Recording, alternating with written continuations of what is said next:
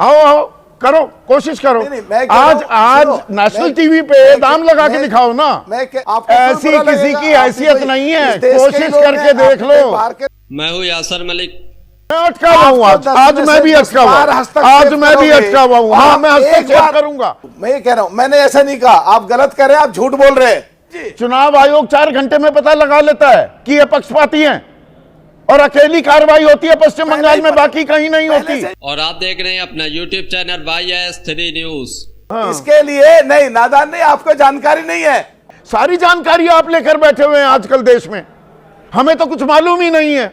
और खुंदक खा के इस तरह मत बोलो प्लीज, उस बात सही है, उसे तो मान लो यार।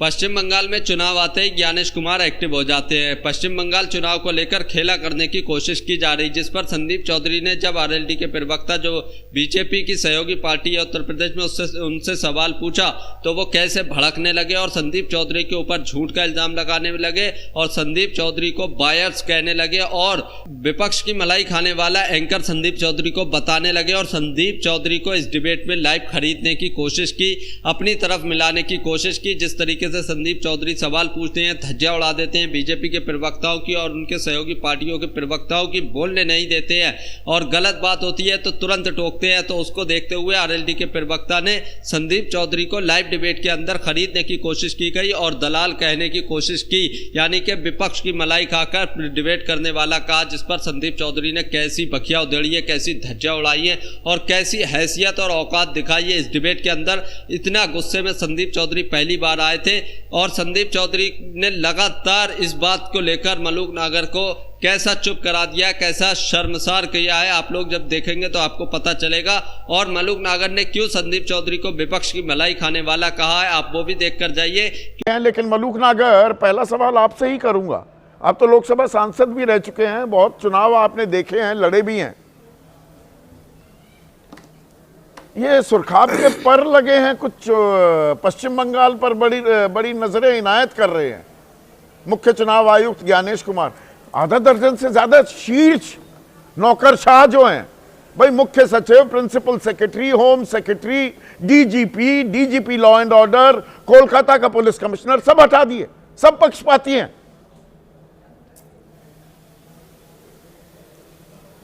पिछले दिनों देखा एक सीबीआई के केस में सीबीआई वाले गए, पकड़ के बैठा लिए। अभी भ्रष्टाचार के केस में ईडी गई, बजाय निर्दोष सिद्ध करने के उनके कागज उल्टे छीन लिए।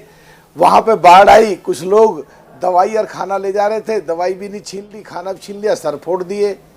चुनाव SIR की प्रक्रिया में कहती हैं लेडीज बाहर निकलो और चिमटा और बेलन से हमला बोलो।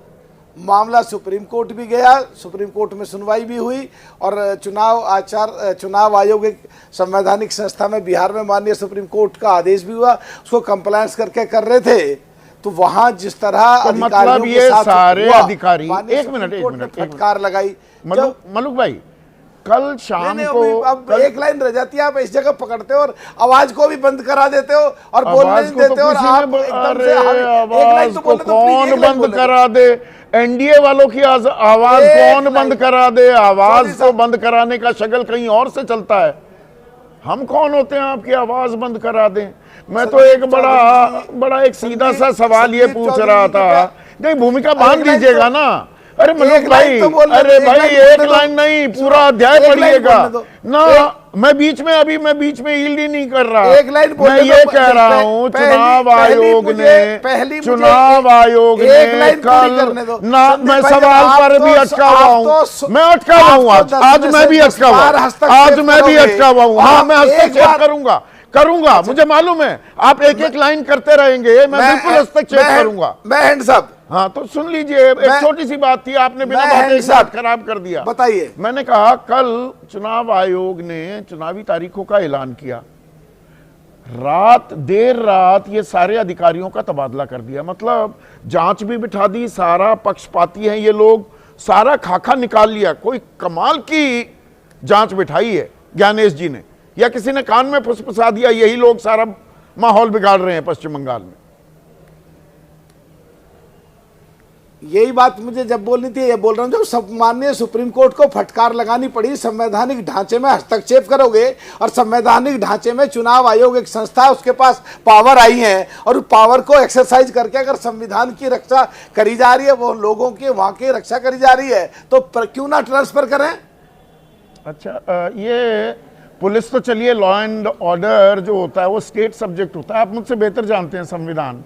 जो ये आईएएस ऑफिसर्स होते हैं, कार्डर इनका कुछ भी हो, जैसे ज्ञानेश कुमार का केरला कार्डर है, रिपोर्टिंग अथॉरिटी कौन होता है इनका? अगर आप ये पक्षपाती कुछ कर रहे हैं, इन पर स्टेट का अनुशासनात्मक कार्रवाई कौन कर सकता है? मैं जानना चाह रहा हूं। मैं बता रहा हूं ना। हाँ। स्टेट का, क्योंकि मैं विधायक भी रहा हूं, स्टेट को भी जानता हूं, एमपी भी रहा हूं, देश की पावर भी, स्टेट की पावर भी, दोनों जानता हूं संदीप जी अच्छी तरीके से। स्टेट की पावर जब तक है, जब तक चुनाव आयोग ने चुनाव डिक्लेयर नहीं करा, जिस दिन चुनाव आयोग ने डिक्लेयर कर दिया, उस दिन पूरे अधिकार चुनाव आयोग के अधीन पहुंच जाते हैं। इतने तजुर्बेकार आदमी है, तो तजुर्बा सही इस्तेमाल कीजिए ना। जो मैं सवाल पूछ रहा हूं, आपको पता है मैं क्या पूछ रहा हूं? मैं ये थोड़ा पूछ रहा हूं कि चुनाव आयोग से पहले किस, वो तो स्टेट कार्डर होता है। मैं कह रहा हूं कंट्रोलिंग अथॉरिटी आईएएस अफसर की कौन होता है? Departmental of personal and training होता है शायद, कोई विभाग होता है क्या? इसको रिपेट्रिएट भी कर लिया जाता है। जवाबदेही कौन? डायरेक्ट। हाँ हाँ हाँ हाँ, बताइए। हाँ, बता रहा हूं ना संदीप जी, मैं उसका स्टैंडिंग कमेटी का 5 साल मेंबर रहा हूं गवर्नमेंट ऑफ इंडिया में, जो एक अपेक्स बॉडी होती है, छोटी पार्लियामेंट जिसको कहते हैं। डीओपीटी डिपार्टमेंट है जो माननीय प्रधानमंत्री कार्यालय के अंदर आता है, और स्टेट में कुछ पावर्स हैं, और दोनों जगह की पावर्स। अच्छा, तो वहां पर इस्तेमाल नहीं किया। अब चुनाव से, चुनाव जैसे ही आते हैं तो ये अधिकारी, केवल चुनाव आयोग की पावर रह जाती है संदीप जी। चुनाव आयोग 4 घंटे में पता लगा लेता है कि ये पक्षपाती हैं, और अकेली कार्रवाई होती है पश्चिम बंगाल में, बाकी कहीं नहीं होती। पहले से ही पता था। अच्छा, पहले से ही पता था? कैसे पता था? और डीओपीटी कैसे चुपचाप बैठा हुआ था? पक्षपाती अधिकारियों को काम करने दे रही थी केंद्र सरकार। क्या बातें कर रहे हैं प्रदेश? आप तो बिल्कुल ही हमें ऐसे नादान और मासूम बनाकर बिठा दिया। इसके लिए समझना, सुनो, इसके लिए नहीं, नादान नहीं, आपको जानकारी नहीं है। जानकारी तो हमें होती नहीं है। सारी जानकारी आजकल आप लोगों के पास ही। हाँ मलूक भाई, सारी जानकारी आप लोगों के पास है। सोनम वांगचुक को 6 महीने के लिए एनएसए लगाकर जेल में बंद कर देंगे। आज वो सुनवाई होनी थी सुप्रीम कोर्ट में, तो 2 दिन पहले उसको छोड़ देंगे, क्योंकि तार हो जाते। वो सारे आरोप, उनकी तफसील देनी पड़ती, उनके साक्ष्य देने पड़ते। सारी जानकारी आप लेकर बैठे हुए हैं आजकल देश में, हमें तो कुछ मालूम ही नहीं है। संदीप भाई, अगर संदीप भाई पश्चिम बंगाल स्टेट गवर्नमेंट की नहीं, आप जो तय कर देंगे वही सही। आप बता देंगे ये पक्षपाती है, ये अधिकारी पक्षपाती, ये आदमी देशद्रोही, ये पाकिस्तानी हो गया। जो आप तय करेंगे बस वही सही हो जाएगा। वो अली खान मोहम्मदाबादी को डिबेट को पूरा देखकर जाइए। आप मल्लूक नागर संदीप चौधरी की बोली लगाने वाले इस डिबेट के अंदर खरीदने वाले हैं, और जिस पर संदीप चौधरी धज्जियां उड़ा देंगे, बकिया उधेड़ कर रख देंगे। पूरी डिबेट देखिए। तो एक प्रोफेसर को उसकी प्रोफेसरी खतरे में डाल दी। अब सैंक्शन रोक रही है हरियाणा सरकार, और आप मुझे कानून पढ़ा रहे हैं। कभी कभी ये भी मान लिया करो कि मलूक भाई आपकी बात ठीक है। अच्छा, अड़ के जिद पे आके आप ही बताइए, जंप मार के आप ही बताइए और खुंदक खा के इस तरह मत बोलो प्लीज। उस वो बात सही है, उसे तो मान लो यार। अच्छा, बात सही कह रहे हैं आप। ये कह रहे, मैं जो कह रहा हूं वो गलत कह रहा हूं? बताइए ना। नहीं, वो आपकी बात भी ठीक है। अच्छा, मेरी बात भी ठीक है। अच्छा, ये बात भी ठीक है। अच्छा, ये 4 घंटे में पता लग गया ये पक्षपाती हैं। अच्छा, चलिए मान लेता हूं अभी थोड़ी देर के लिए। वो 60,06,675 मतदाता, उनका अस्तित्व ही विचाराधीन है अभी। 500 अधिकारी हैं। आप तो कारोबारी भी हैं, गणित आपका मेरे से बेहतर है। 500 अधिकारी 200 आदमियों पर विचार करें दिन में, जो नेक्स्ट टू इम्पॉसिबल है। मतलब 1 घंटे में 20, उसका अस्तित्व तय कर दें तो भी 1 लाख कर पाएंगे 1 दिन में। और अब दिन कितने बचे हैं? 18।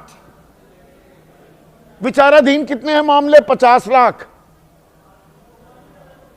तो इनके बिना ही चुनाव हो जाएगा। 50 और लाख इसका है, कोई 60 लाख 5,000 है। नहीं 10 लाख तो वो हो गए ना भाई। अरे मैं पूरी 60 जानकारी लाख 5,000 है शायद। ना ज्ञानेश कुमार ने अच्छा। जान दे दिया कि 10 लाख का जी। विचार उनका समाधान हो गया, इसलिए 50 लाख कह रहा हूं। मैं कभी गलत जानकारी नहीं देता मलूक भाई। ओके नहीं ठीक है, बिल्कुल एकदम नहीं। अगर 50 लाख के कागजों में अगर कोई विचाराधीन है और उसको अभी होल्ड पे ले लिया है, अगर कोई सही कागज दे देंगे और उनको न्याय मिल जाएगा, तो उनके खिलाफ क्यों कोई भी सोचता है, कोई भी क्यों कहता 50 है? लाख हो जाएगा अगर उनको उठा के रिजेक्ट कर दिया जाते और वो ऑब्जेक्शन डालते, फिर हल्ला मचता। अगले 18 दिनों में निपट जाएगा। नहीं, निपटाने की बात अगर आती है तो संदीप जी, कोई जो हम 24 घंटे में काम करते हैं, कई बार हमारा 2-2, 3-3 घंटे में काम कर लेते हैं। उतनी मैन पावर बढ़ाई जा सकती है, उतनी संसाधन बढ़ाए जा सकते हैं, उतनी जांच चीजें आगे बढ़ाई जा सकती हैं। पहले प्रदेश की सरकार की जो मशीनरी रुकावट डाल रही थी, अब वो रुकावट खत्म हो गई है, तो काम तो जो 15 दिन में हो सकता है वो 4 दिन में भी हो सकता है। वकील बने, ये तफसील तो कल देनी चाहिए थी ज्ञानेश कुमार को। वो सवाल सुन भी लेते हैं, जवाब नहीं देते सवालों के। जिन सवालों के जवाब देने हैं बस वही देंगे। संदीप भाई एक चीज में हम आपकी से सहमत हैं, अगर चुनाव आयोग में कहीं खामी है तो हम भी उनकी बात को पूरा तरीके से विरोध में जाकर रखने को तैयार हैं। पर अगर चुनाव आयोग के साथ एनडीए को या बीजेपी को या आरएलडी को लपेटा जाएगा और आरोप हम पे लगाए जाएंगे, हमारी जिम्मेदारी बैठती है, हम अपने ज्ञान के अनुसार, अपनी सोच के अनुसार, ये तो अपनी आपसे क्यों नहीं पूछा जाएगा मलूक भाई? तो हमें रखनी पड़ेगी मलूक भाई। वो एक वो अरे सुनिए ना, अरे सुनिए ना, क्यों भाई हलवाई के ततैये हो आप? वो वायरल हो रहा है ना बयान नरेश टिकैत का, वो हलवाई का ततैया मतलब भिरड़ भी कहते हैं बॉस। अरे मैं दर्शकों को तो समझा दूं, आपकी इजाजत से समझा तो दूं ततैया क्या होता है दर्शकों। वो हलवाई की दुकान पे आपने देखा होगा बॉस भिरड़, वो मंडराती रहती हैं और हलवाई उनसे ऐसे हाथ हटा के, आप कहीं भिरड़ों के छत्ते के पास जाएंगे भागते हुए, आप हाथ लगाने की बहादुरी या दुस्साहस नहीं कर सकते, वो काट खाएंगी। पर जो अरे अब देखिए बोलने नहीं देंगे, देखिए अब नहीं बोलने देंगे, सुनो, अब नहीं बोलने देंगे। जो हलवाई है ना, हलवाई को ततैया नहीं काटता, क्योंकि वो मलाई खा रहा होता है हलवाई की। सत्ता की मलाई खा रहे हैं, सत्ता की मलाई खाएंगे और सवाल आपसे ना पूछे तो किससे पूछेंगे? एनडीए के हिस्से तो हैं आप, हलवाई के ततैया तो हैं आप। संदीप भाई विपक्ष की मलाई आप खा रहे हो, अब इधर अच्छा मैं मलाई खा रहा हूं, ततैया कहने लगे। अच्छा, तो सोच की बात है। अच्छा विपक्ष मलाई खिलाएगा, तो सोच की बात है। आपको किसी की हैसियत नहीं है, ऐसी किसी की हैसियत नहीं है। कोशिश करके देख लो, कोशिश करके देख लो मलूक भाई, हिम्मत है तो खिला के तो दिखाओ मलाई। अरे हिम्मत है, खुली चुनौती दे रहा हूं, खिला के दिखाओ ना मलाई। विपक्ष की मलाई बता रहे हो, मलाई तो सारी आप लिए बैठे हो, सारी थाल तो लिए बैठे हो। अरे मैं क्यों चिढ़ रहा हूँ? आप हलवाई के ततैये पे थोड़ा परेशान हो गए तो मैं और परेशान करने लगा। मैं पीछे थोड़ा चिढ़ता हूँ। आप क्यों चिढ़ रहे हो? अरे भाई मैं हलवाई का ततैया नहीं हूँ, मैं पक्के वाला ततैया हूँ। जब हमने मैं पक्के वाला ततैया हूँ। ततैया सुनो, ततैया कहने वाला अपने स्टेटमेंट से वापस हो गया, तो आप क्यों चिढ़ रहे हो? आप क्यों परेशान हो रहे हो? मैं तो नहीं परेशान हुआ, आप होने लगे, बताने लगे मलाई है। हिम्मत तो खिला के दिखाओ ना। आप तो गुस्से में आओ ना, आप तो गुस्से में लाल पीले हो गए। अरे हिम्मत है, ऐसी हैसियत है, अगर इतनी हैसियत है दो ना, जरा दाम लगाओ मेरे, आओ लगाओ, आओ करो, कोशिश करो। आज नेशनल टीवी पे दाम लगा के दिखाओ ना, मलाई खिला कर दिखाओ। मैं कह रहा हूं खिलाओ तो, कितने किलो कितने क्विंटल खिलाओगे? आपको सुनो ऐसी बातें कहने में आपको बुरा क्यों लगा? आप चिढ़े मुझे तो मैंने कहा विपक्ष के लोग, मैं तो चुनौती दे रहा हूं। अरे भाई आप तो कह रहे हो मलाई खिला सकते, खिलाओ ना, खिलाओ। आपने कहा विपक्ष खिला रहा है, आप खिला के दिखा दो ना। आपको गुस्सा क्यों आया? अरे मुझे क्यों गुस्सा आ रहा है? मेरे को कोई गुस्सा नहीं, मैं आपका देख रहा हूँ, आपकी हिम्मत ना। सुनो आपकी, जरा आप देखें कि भाई कितनी देने को तैयार हैं आप मलाई। देव ना, नहीं, हम तो बिल्कुल सुनो, हम पे ना तो है, ना हमारी हैसियत है। हाँ। ये बात सच कही है आपने, ना हमारी हैसियत है। चलिए। बट हम तो एक बात कह रहे हैं कि ऐसी गंदी बात, ऐसी कड़वी बात, ऐसी नीचे गिर के बात कोई भी करेगा, जो अच्छा। कहने वाले हैं ततैया, खराब बात है, गलत बात है। गलत बात है। तो चलिए, उन्होंने वापस ली। अब आपको कितनी गलत लगी? अच्छा, आपको गलत लगी? उन्होंने वापस ली, हमने भी वापस ली। आपने, अच्छा चलिए, आपने वापस ले ली। नहीं, हमें गलत नहीं लगी। तो मतलब उनकी आप आजादी हलवाई है। के ततैये नहीं नहीं, है, उनकी सत्ता की आजादी मलाई है। नहीं खा उन्होंने रहे। कहा सत्ता की मलाई नहीं खा रहे, एनडीए से सवाल ना पूछे जाएं तो आरएलडी से सवाल ना पूछे जाएं, आप ये कह रहे हैं? नहीं पूछ, एनडीए का हिस्सा है ना आप। मैं ये कह रहा हूं, मैंने ऐसा नहीं कहा। आप गलत कर रहे हैं, आप झूठ बोल रहे हैं, आप झूठ बोल रहे हैं। मैंने कहा चुनाव आयोग से पूछो, हम भी चुनाव आयोग से पूछेंगे, ये कहा। चुनाव आयोग के बिहाफ पे हमसे क्यों पूछते हो, ये कह रहे हैं हम। हमसे पूछो, खूब पूछो, एक पूछो, 10 पूछो। ठीक है, चरण सिंह सापरा, ये बात जायज है मलूक नागर की। वो ये कह रहे हैं कि भाई इनसे क्यों पूछ रहे हो सवाल? चुनाव आयोग वो एक संवैधानिक संस्था है। क्या महाराष्ट्र में चुनाव आयोग ने मुख्य सचिव और डीजीपी को नहीं बदला था विधानसभा चुनाव से पहले? तो इतना हल्ला क्यों काट रहे हो? पश्चिम बंगाल में बदल दिया तो? संदीप जी, आपने हलवाई के ततैया की पूरी कहानी सुना दी, फिर भी ये समझे नहीं, फिर भी ये अपनी चमड़ी बचाने को फिरते हैं। खैर, मैं इनको याद दिलाना चाहूँगा कि पिछले तकरीबन 1 साल से तो हम देख रहे हैं, जब जब निर्वाचन आयोग के ऊपर कोई इल्ज़ाम लगते हैं तो ना ही भारतीय जनता पार्टी पर उनके सभी सहयोगी कूद के वो बचाने की प्रयास करते हैं ज्ञानेश कुमार जी को। ये तो हम पिछले 1 साल से देखते आए, तो इनको ये सारी बातें कहने का कोई ये तो अधिकार फिर नहीं। आपका अतीत भी तो ये खंगालना शाह और पड़ेगा। तानाशाह की जो चरण तानाशाही सिंह चल सापरा, रही है, एमएस गिल मुख्य चुनाव आयुक्त थे, आप उनको राज्यसभा सांसद बनाते हैं, उनको मंत्री भी बनाया। नवीन चावला का उस पूरे इतिहास में जाने की जरूरत नहीं है। आपने किन किन को नहीं बनाया मुख्य चुनाव आयुक्त? नहीं, इसमें देखिए इसमें फर्क है। मैं आपको बता दूं कि जिस तरह से अभी निर्वाचन आयोग काम कर रहा है, जिस तरह से निर्वाचन आयोग जो है वो खुलेआम भारतीय जनता पार्टी के पिट्ठू बन करके काम कर रहे हैं, उनकी चुनावी टूलकिट का हिस्सा बन के काम कर रहे हैं। ये एसआईआर जो है, ये स्पेशल इंटेंसिव रिवीजन नहीं है, ये स्पेशल इंटेंसिव रिगिंग है। उसमें उस टूलकिट का हिस्सा वो खुद है, और वो एक भारतीय जनता पार्टी की कस्टमाइज्ड वोटर लिस्ट बनाने का प्रयास सभी राज्यों में कर रहे हैं, ताकि आने वाले समय के अंदर एक कस्टमाइज्ड वोटर लिस्ट बनी रहे और भारतीय जनता पार्टी जीतती रहे। ये ज्ञानेश कुमार काम कर रहे हैं, ये कोई एमएस गिल ने इस तरह से काम नहीं किया था, या किसी और निर्वाचन आयुक्त ने इस तरह से काम नहीं किए थे। जो हम खुलेआम, कितनी निर्लजता से, देखिए 193 सांसदों ने उनके खिलाफ साइन करके वो इंपीचमेंट मोशन भेजा है, लेकिन फिर भी 100% निर्लजता के साथ में, और कोई लोक लाज नहीं है उनको। उन्होंने कल प्रेस कॉन्फ्रेंस ली, और ये नहीं कि भाई वो साइड में बैठ जाएं और दूसरे निर्वाचन आयुक्त जो हैं वो कर लें, भाई उसको रेक्यूज कर लें। स्पीकर ने भी तो रेक्यूज करा था ना। हाँ, लेकिन ये महानिर्लज जो है हमारे निर्वाचन आयुक्त है, ऐसे पहले कभी निर्वाचन आयुक्त इस पर तरह आप से भी तो निर्लजता शूट एंड की स्कूट की पराकाष्ठा राजनीति करते हुए करते नजर नहीं आए हैं। वो बम ये फोड़ते फर्क है। रहते हैं, कभी हाइड्रोजन बम, कभी कोई कर्नाटक का, कभी हरियाणा का। अदालतें भी तो हैं, अदालत जाइए।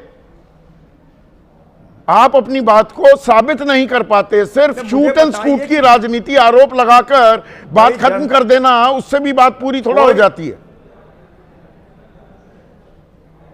कोई शूट एंड स्कूट की राजनीति नहीं है। हमने हर चुनाव के अंदर, चाहे वो हरियाणा का चुनाव हो, दिल्ली का चुनाव हो, महाराष्ट्र के चुनाव में तो मैं खुद इन्वॉल्व था, हमने अनेकों बार निर्वाचन आयोग और निर्वाचन आयुक्त को जाकर के हमारी कंप्लेन दी है, कोई उत्तर नहीं आया है। आपको याद दिलाना चाहूंगा कि आपको ये डिबेट देखकर कैसा लगा, इस पर अपनी राय जरूर देकर जाइए। और जिस तरीके से पश्चिम बंगाल का चुनाव आ रहा है और जो मतलब चुनाव आयोग ने निर्णय लिए, उससे आप कितना सहमत है, कमेंट जरूर कीजिए। पूरी तरह से निर्लज है, इनके पास में कोई शर्म नहीं है, ये कोई उत्तर नहीं देना चाहते हैं, ये डंडाशाही चलाना चाहते हैं। लोकतंत्र नहीं, ये ठोक तंत्र चल रहा है। ये आपने मेरे मूल सवाल का जवाब नहीं दिया। महाराष्ट्र में भी 60 लाख डीजीपी और मुख्य सचिव, उनका तबादला किया गया था चुनाव से पहले।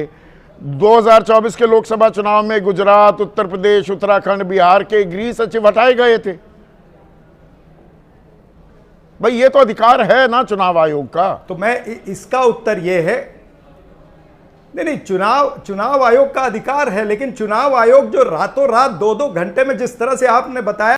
तो दोस्तों, आप लोगों ने पूरी डिबेट देखी। आप लोग इस डिबेट के बारे में क्या कहते हैं, अपनी राय इस पर जरूर देकर जाइए। पश्चिम बंगाल के चुनाव नजदीक हैं, वैसे ही ज्ञानेश कुमार एक्टिव हो गए हैं। बीजेपी की तरफ से पूरी कोशिश की जा रही पश्चिम बंगाल में भी कोई ना कोई खेला करके पश्चिम बंगाल के चुनाव को जीता जाए। पश्चिम बंगाल के बहुत सारे जो मतलब अधिकारी हैं, पुलिस रैंक के अधिकारी, डीजीपी, आईएएस अधिकारी वगैरह, इन सबको तुरंत ही चुनाव आयोग ने तबादला कर दिया है, इनको जो है ट्रांसफ़र कर दिया है। जिसको लेकर ममता बनर्जी ने चुनाव आयोग पर बहुत बड़ा इल्ज़ाम भी लगाया कि चुनाव आयोग तो जो है वो बीजेपी के दबाव में काम कर रहा है। चुनाव आयोग जो है जैसा बीजेपी कहती है वैसा करता है, और चुनाव आयोग जो है पश्चिम बंगाल में भी यही कोशिश कर रहा है। और इस पर जो है बहस छिड़ी हुई है, इस पर जंग छिड़ी हुई है। पश्चिम बंगाल के चुनाव को देखते हुए चुनाव आयोग के मुख्य सचिव जो है ज्ञानेश कुमार ने, उन्होंने ये फैसला लिया। इसको देखते हुए पूरा सियासी बवाल छिड़ा हुआ है और वोट चोरी का मुद्दा एक बार फिर से गरमाने लगा है। वोट चोरी की साजिश की जा रही है, ऐसा विपक्ष लगातार कह रहा है, और पश्चिम बंगाल में वोट चोरी की जाएगी, यह भी आरोप लगाया जा रहा है।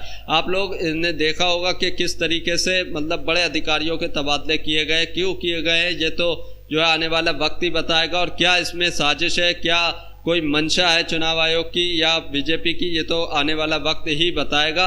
आप लोगों को इसके बारे में क्या कहना है, कमेंट ज़रूर करके जाइए। क्यों ऐसा किया गया है पश्चिम बंगाल में, और क्यों चुनाव से पहले बड़े अधिकारियों के और सारे मतलब आईएएस और डीजीपी और जो पुलिस रैंक के अधिकारियों के ट्रांसफ़र किए गए, इसके पीछे क्या मंशा है, आप लोग ज़रूर बता कर जाइए।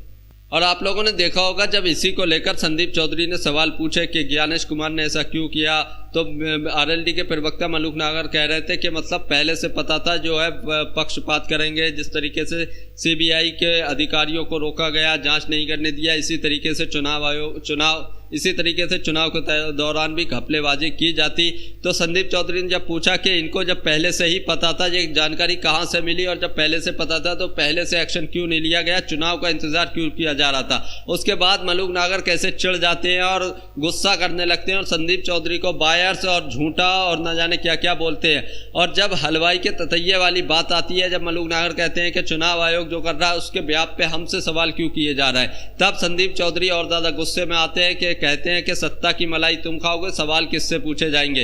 यानी कि ये सवालों से डरते हैं, सवालों से भागने की कोशिश करते हैं, सत्ता की मलाई खाते हैं और सवाल विपक्ष से पूछे जाएंगे। इनका यही रहता है, क्योंकि गोदी मीडिया के चैनलों पर गोदी मीडिया के एंकर जो है वो यही करते हैं, सत्ता पक्ष से सवाल ना पूछकर विपक्ष से आज भी लगातार सवाल पूछे जा रहे हैं, जिसके कारण आप लोगों ने देखा होगा माहौल क्या बना हुआ है डिबेटों के अंदर, आप लोग खुद ही जानते हैं। वही ये सोच रहे थे कि संदीप चौधरी की डिबेट में भी ऐसा ही होगा और संदीप चौधरी को इस तरीके से बोलेंगे तो संदीप चौधरी जो है हमसे सवाल नहीं करेंगे।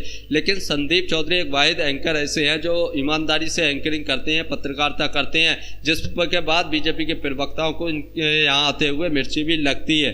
तो आप लोगों ने देखा होगा कैसी मिर्ची लगी, और संदीप चौधरी को विपक्ष की मलाई खाने वाला बता दिया, विपक्ष का दलाल इनडायरेक्टली कह दिया, विपक्ष की गुलामी करने वाला इनडायरेक्टली मलूक नागर ने कह दिया। जिसके बाद संदीप चौधरी ने कैसी लंका लगाई, कैसी बखिया उधेड़ी और कैसी चेतावनी दे दी और कैसी चुनौती दी कि अगर हिम्मत है, तुम्हारी हैसियत है तो मुझे सत्ता की मलाई खिलाकर दिखाओ, मेरा दाम लगाकर दिखाओ नेशनल टीवी पर।